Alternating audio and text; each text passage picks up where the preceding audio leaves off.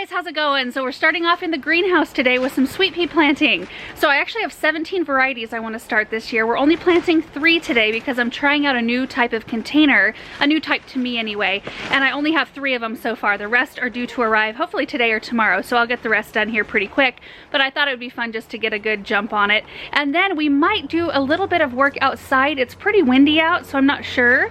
Maybe we'll do some work in the studio. I don't know.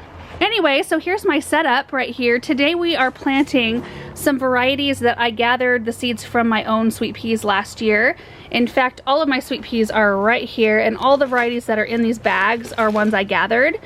So today we're starting Old Times, which was probably the best smelling one that I had out in the garden last year. We've got Piggy Sue and Spencer Ripple Formula Mix.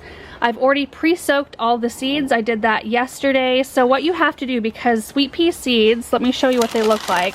They're these round seeds that have a really hard seed coat. So you need to soak them for about 24 hours, 12 to 24 hours, I would say, just to soften up that coating, which is what we've done. And sometimes they kind of expand in size a little bit. But let me find an example of one that's got its seed coat open. Oh, right here. So you can most definitely see the seed coating that has opened here. I think this one has opened a bit too much. The seed may not take. But the whole point is just to soften up that coating so that it has an easier time opening up when the seed is ready, like when that seedling is ready to emerge. And most of them look more like this. They look pretty much the same as when you put them in the water, but you can definitely tell that the coating is softened up a bit and they're ready to go. So sweet peas do have a fairly aggressive root system. They produce a lot of roots. They need a lot of space to grow. So, you know, usually something larger than your average size seed starting tray, which I started mine in the average seed starter tray last year and ended up having to bump them up into 4-inch size containers like halfway down the line. And I would really prefer to get away from that if possible, because I don't have enough room under my grow lights for 4-inch size containers. They just take up too much real estate. So I got a hold of some deep root trainers here. So the diameter of the top of each cell is pretty much the same as what I'm used to starting seeds in, but the depth is like 2 to 3 times deeper than what I'm used to. So the plants have a lot more room to grow down. The other benefit, I mean, we'll rinse these out and use them from year to year, so we'll have them for a long time, but they just snap together. So when you're ready to take your transplants out, you don't have to monkey with like squeezing the container or possibly ripping root systems.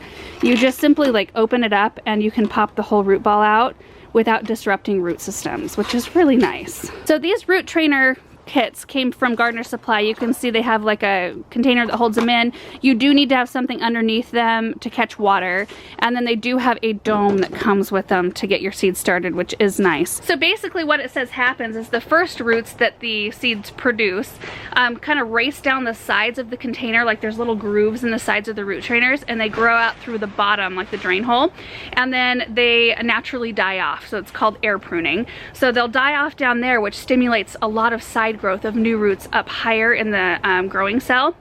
It's kind of like when you pinch back a plant or you top a tree, it stimulates a lot of bushier growth. And so what it's doing essentially is creating a really strong root system, which, you know, sweet peas, beans, corn, strawberries, what else is listed? Tomatoes and cucumbers benefit from this type of growing. Thought that was interesting. So anyway, I have 3 of these today. I have 12 more en route coming my way. So we'll get all of them started hopefully in the next couple of days. Another couple things, if you do live in a zone 7 or above, you can direct seed these as early as fall the previous year and let them come up the next spring. If you're in a colder zone, you can direct seed like early spring. Like I could do that here if I wanted to, and it's usually a fine way to grow sweet peas, but I tend to like to get a little bit of a jump start. And you will find varied information on when to start sweet peas inside. Like some people will say 6 weeks prior to the last frost date, some will say 8 to 10 weeks, some will say 10 to 12 weeks. So I figure as long as I'm somewhere 6 to 12 weeks ahead of the game, I'm good to go. I think I'm about 7 to 8 weeks away right now at this point in time. Last year I did it 10 weeks and my plants did get quite long. So keep that in mind. You gotta have room for that vining plant to grow. So now that I have my seeds pre-soaked, basically it's just basic seed starting stuff. So I've got my seed starting soil right here, very important to use that. It's a loftier soil blend so that the roots have an easy time like making it through.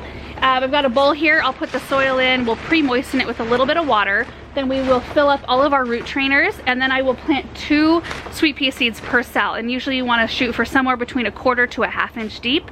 We'll cover them up, mist them, put the domes on the top, and put them in the studio under grow lights, which the grow lights do not need to be on until you see them emerge from the soil. And then I usually run mine somewhere between 14 to 16 hours a day. So let's get this process done really quickly, and we can move on to something else. Oh my goodness, you guys, look at this. This just started a couple minutes ago.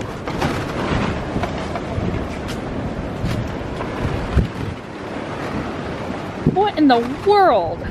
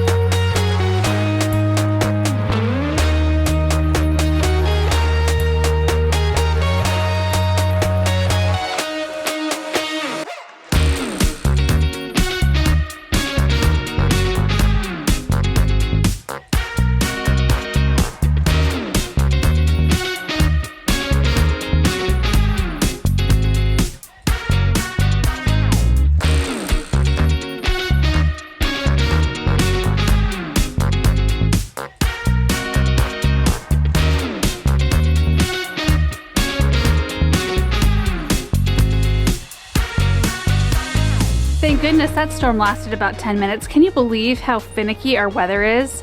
1 minute it's full on blizzard, next minute the sunshine and no wind at all. And that's Eastern Oregon for you. So here are the 3 trays of finished and planted sweet peas. This is what they look like inside. I did mist the top with my spray bottle just to settle all the soil in, but I'm really excited to see how these sweet peas do, and I'm just really hoping it eliminates the step of having to pot them up into another size of container. That just takes time and extra space and extra product, really. So I'm looking forward to seeing this. Also, the other sweet peas that I'm going to start this year, I'll just run through these really quickly, and maybe we can pop a picture up on the screen to show you what they're gonna look like. But I got a few from Floret that she sent out. So Marjorie Carrier, Bix, there's 2 of each of these. Let's see, Edith Flanagan. And then we've got Sweet Pea Midnight, Elegance Salmon Rose. There's a Spencer Ripple formula mix, which I planted today. Wiltshire Ripple. Nimbus. Mars. Old Times, which we planted today as well. And Blue Ripple. And then from my seeds, which I had Spencer Ripple and the Old Times from last year, but then also Piggy Sue. Let's see what else. Mr. P, White Frills, Beaujolais, I don't know if that's how you say it, Windsor, there we go, Molly Rillstone. I think that's 17 varieties right there. Should be really beautiful. All right, now I'm gonna take these into the grow light. So here they are, and here they will stay. And like I said, you don't have to have your grow lights on immediately, just when you start seeing some growth. But I have mine on because these sweet peas are sharing a shelf with the Lysianthus that I already have growing. You can see that there. So I will go ahead and lower this light here. I just raised it up so I had an easier time getting those trays in. And we have been moving things around a little bit out here in the studio. Like, we did have the grow lights in this back corner, but we've moved them up alongside the wall here because I want to cozy this corner up. I'm ready to go pick out some paint and get the walls painted in here, and rug and some furniture and lamps and stuff like that, and possibly some bigger plants. So it's gonna be fun to see this space evolve, because right now it still doesn't feel 100%, like it's kind of like this big white vacuum right now. to me, and it's just kind of harsh, and I want it to feel good. I mean, we will always film outside or in the front sun porch or that sort of thing if the weather is conducive and the lighting is conducive, and this would be our backup, but it'd be nice to have it look nice, you know. So this is what it is right now. Don't those tripods take up an enormous amount of space? And usually he's got 2 cameras going, and then we've got a light that has a stand, and sometimes there's more things. There's more stands in the back. So sometimes we have more lights, sometimes we have 3 cameras. So you really do have to make sure you leave a ton of room for just equipment, which is kind of a bummer. But we also had this arbor. We need to fix it, and we just set it there for a minute until we have a chance to do that. But anyway, and I've got Benjamin's toys in here. He plays with these while I'm working out here, and then Samantha Grace can lay in here. So I'm just gonna run outside and assess what it looks like. I mean, I was kind of hoping to be able to get out there and do a little something, and the weather, I mean, the sun's out and it's feeling warm in the sun, which is beautiful. I love it. But given the fact that we just had a new layer of snow that promptly melted within about 10-15 minutes, it's probably a lot more soggy than I think it is out there. So anyway, I'll pick it back up when I figure out what the next project can be based on what it's like out there. All right guys, it is a new day. After I went outside and assessed the situation, it was a little bit too soggy after all of that snow that we got yesterday. So I decided just to forego the outside projects, and I honestly don't think I'm going to do a lot outside today, even though the sun is shining. We did get kind of a new layer of ice last night, which might make things a little bit difficult, but I just got a text from the garden center letting me know that a box from Floret just arrived, and I think that they were planning on sending out some dahlias, maybe something to do with her new dahlia book. So we're gonna run down there and pick up that box. I thought it would be fun to unbox that together, and then it reminded me to go check on our dahlias in the root cellar, which I have to be honest with you, I have been rooting around in the top crates just to kind of see how they're doing, but I haven't checked on a single crate down below, the top ones, all winter long, and our humidity and heat levels in that root cellar have been all over the place. Like, they've been within the realm of being okay, but I haven't really sat down and taken the time to learn our system in there, so it's something I need to work the kinks out of. So anyway, we'll check out the dahlias. Hopefully we don't have a whole bunch of dried out or rotting ones. We'll see how that goes. So we're making a quick stop at the west entrance where we have our gate because the wind, yeah, it broke that gate. Aaron, look at that. Check that out. That's what the wind did yesterday. It just like sheared the vinyl apart. Dang. Ready to do this thing? Yes.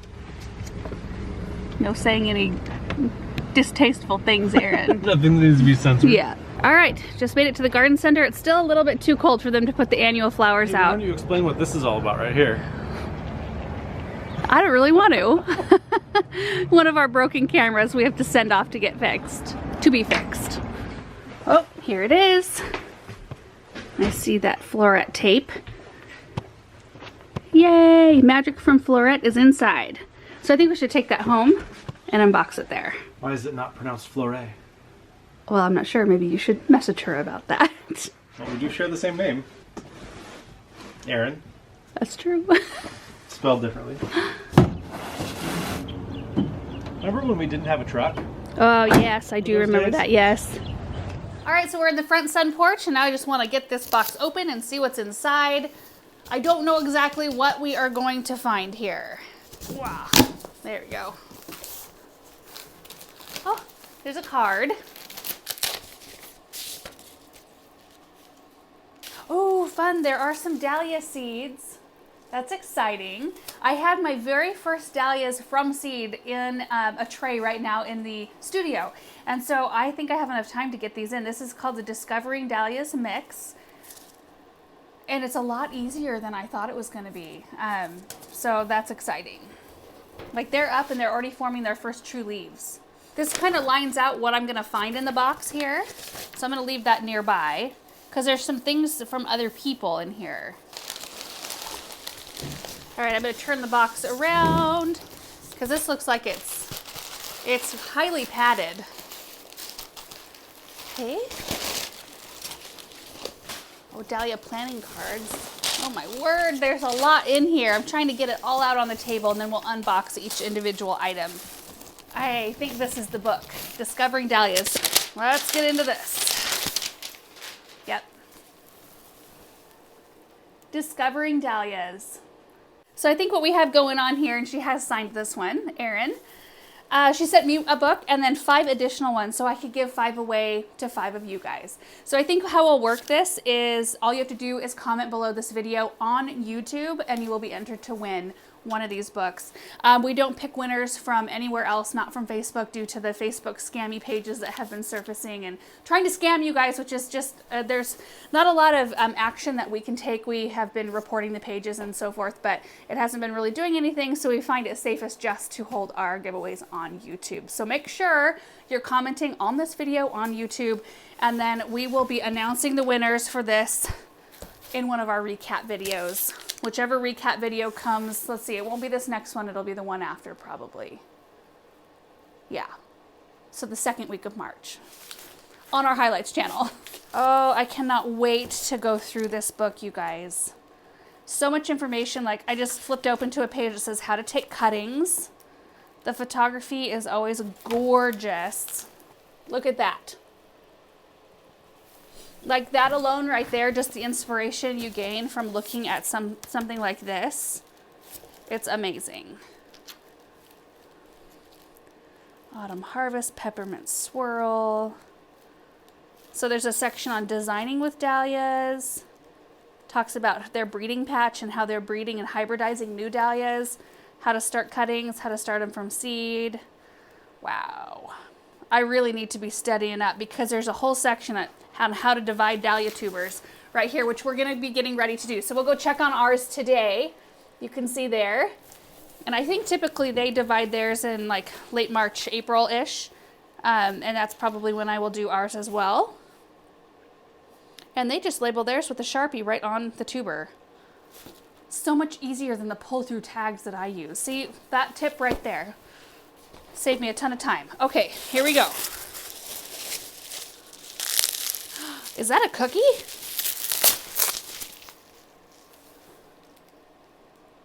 Yes. Oh my goodness. So Morgan G Co. Let's see, Morgan G Co. MorganGCookies.com. Whoa. Look at that cookie. That's like one of their iconic images that has been like made its rounds and has been so popular. The tubs of dahlias in the back of Erin's truck. That's amazing. Okay, so this is Dahlia Notes. You know, dahlias to me seemed like this huge, intimidating sort of crop to grow, and it was probably one of the easiest and prolific crops that we had out in our cut flower garden last year. And I mean, it could have been a one-off year, but I had no issues with bugs, not a single issue with insects, no issues with water, no issues with really anything. And I planted them really late. They went in June, which typically we want to plant them in May, so they were behind by a month. So the plants maybe didn't get quite as big as they could have, but it was a good thing because I could barely make my way through our patch. It was so thick and so full of flowers. I didn't even pinch them, which you should pinch them to create more blooms. It was just one of those years where I tossed them in and thought, you know what, I mean, just hope for the best. I don't have time to mess with anything else.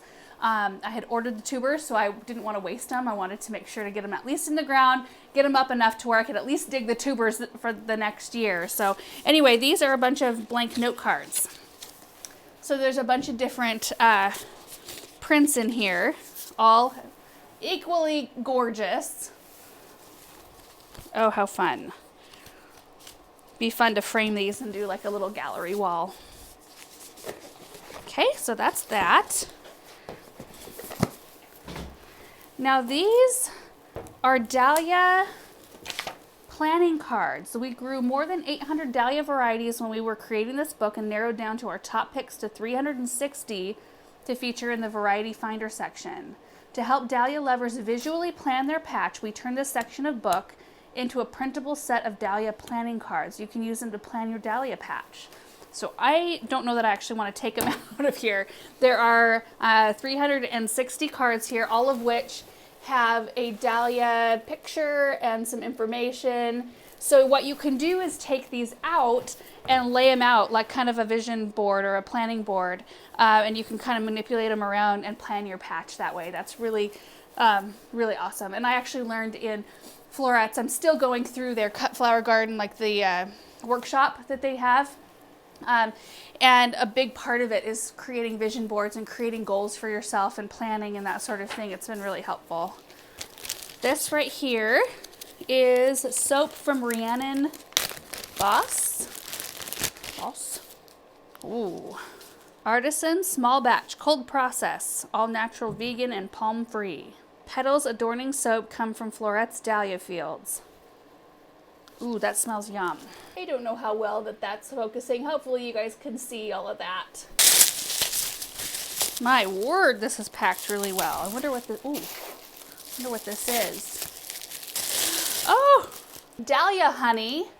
That is intriguing. Harvested with care from Floret's Dahlia field.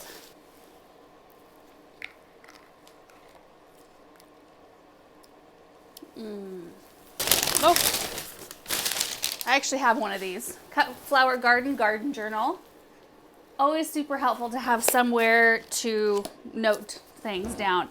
I actually am I'm trying to become more digital just for Erin's sake in terms of like planning things out in spreadsheets and stuff, but I almost always have to start with notes on paper. Like I have to write it out first and then I transfer everything to a spreadsheet online, which seems horribly inefficient, but it's just the way that my mind works. I like the feeling of, I don't know if it just helps me process things better to write it out first or not, but I also like having beautiful things like this. It's much more beautiful than a computer screen, that's for sure.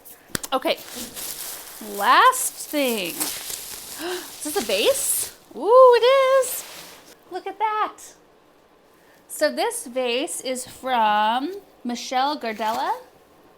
MichelleGardella.com. We'll go ahead and all of the people that have included things in this box, like the honey, the soap, the cookies, the vase, we'll link it all down below, as well as information for the new book. So, I mean, that's the whole exciting thing right here.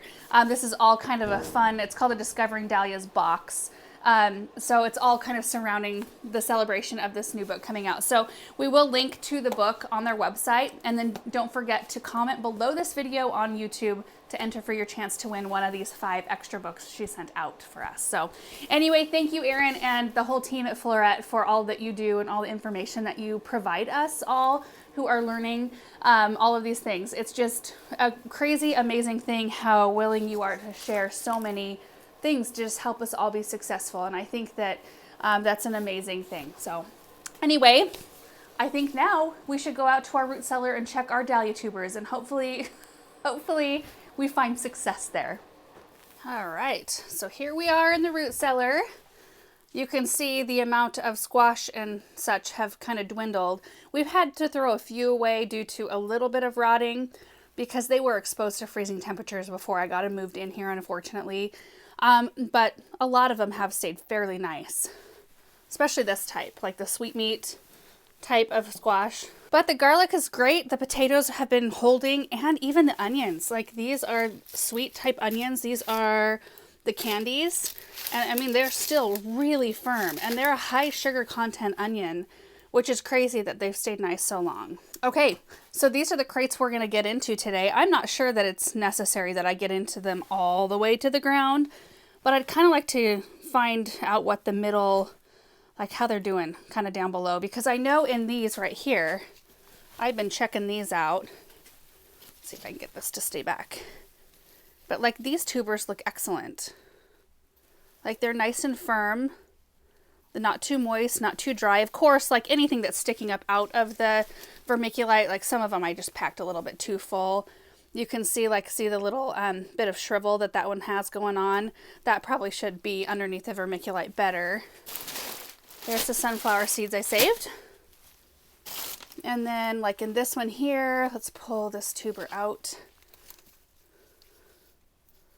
Yeah, that looks excellent. Look at that.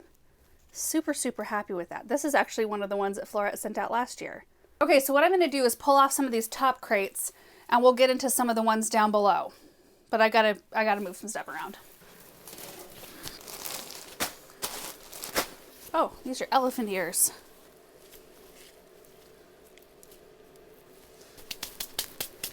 So far, so good.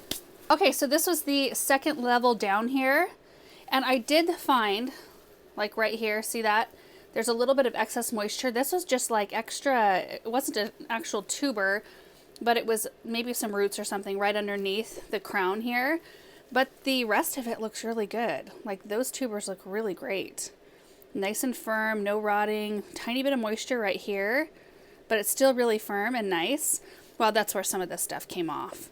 Here's another one right here. Trying not to shadow everything. Looking really good. Okay, I have not looked in this one yet.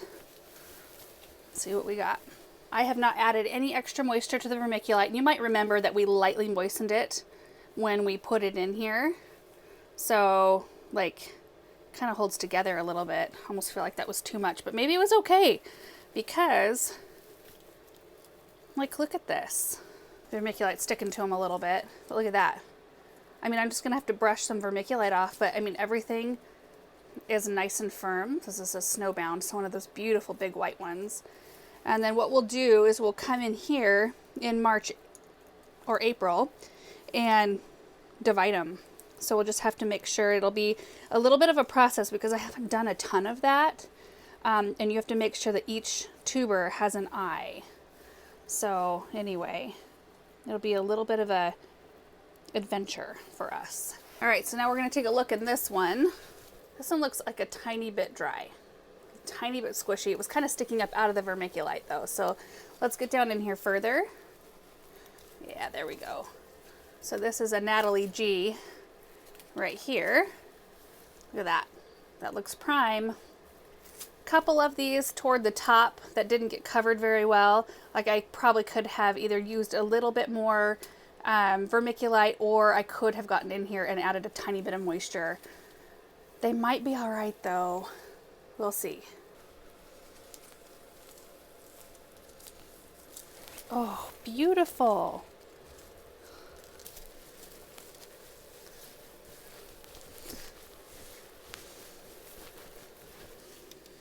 Ooh, this is wet. Tubers don't seem to mind. Wow.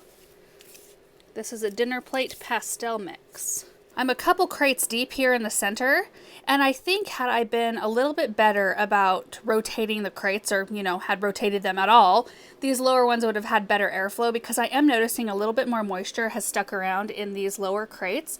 But honestly, the tubers don't seem to have minded it one bit. I haven't run across any tubers with any rot. In fact, I have run across a couple that were a little bit too dry, kind of more toward these top levels up here. Like I should have gone in with a little spray bottle and added a little bit of moisture. But I'm really encouraged. I mean, that's gorgeous. And if most of the tubers in here look like that, which most of them have looked like that I've run across today, then I think we're in for a really good year again. And while I'm in here, these two crates down here have carrots and beets, so I want to show you how they've done. Start with this one right here. Oh, I stored them in sand, so they're really heavy. But if we kind of start digging around in here, that's a Detroit golden beet right there. Completely firm and beautiful still. Look at that.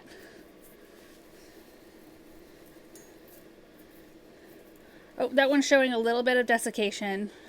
Not great. I should be checking these more often because these kind of things you want to take out right away. I've already got quite a few of these out. Here's another one, looking good. Okay, and I'll bury those back in there. Let's see what's in this crate. We got carrots. Look at that. Harvested last fall.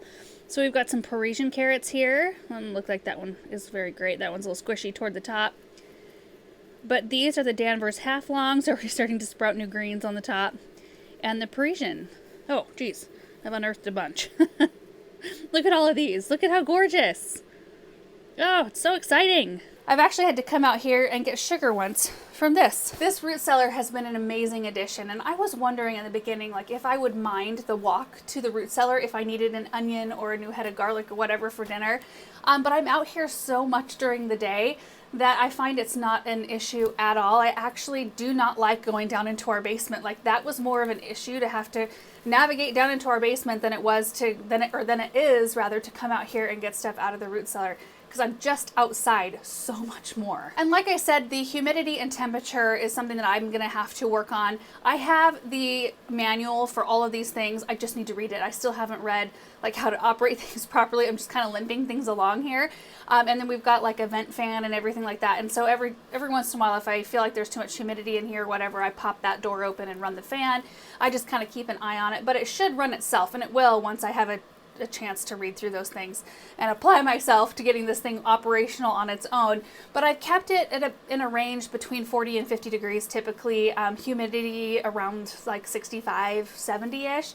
So everything has been keeping fairly well in that. I did have one instance where it got down into the teens, so I run a little floor heater right here that kicks on at a certain temperature, and for some reason the gauge wasn't right, like I had bumped it or something, and the next day we came out and it was 80 degrees in here.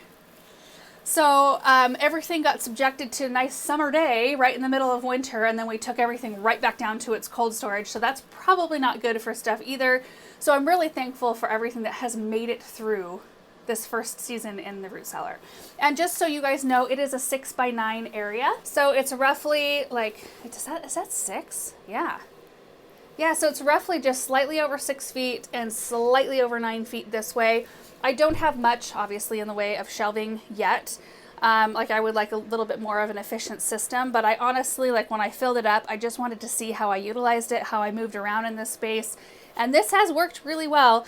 I mean, these little harvest baskets here, storage baskets, I got down at the garden center, and Aaron just cut me a board to put on the top of each one so we could pop another one up, and it's not an issue at all to get into the one down below. So it's worked out well. And I'm really happy that the dahlia tubers look the way they do. I've been a little bit like negatively anticipating looking in those crates because I wasn't sure what I was going to find. And I ordered some dahlias, but not a lot because I was kind of banking on these surviving. So I will have some new varieties showing up this spring, like probably in April. And then I am growing some from seed this year, which is different for me, but I will most likely be able to plant, I would guess, like based on what I saw today, like 95% of these are looking wonderful. So anyway, that is it for today's video. Hope you enjoyed it. A little bit of this and that, and don't forget to enter the giveaway. So comment below this video on YouTube so that you have a chance to win Floret's Dahlia book. Tons of good information in it. So anyway, thank you guys so much for watching, and we will see you in the next one. Bye. P.S. There are no cats in the root cellar. Just FYI, no cat presents.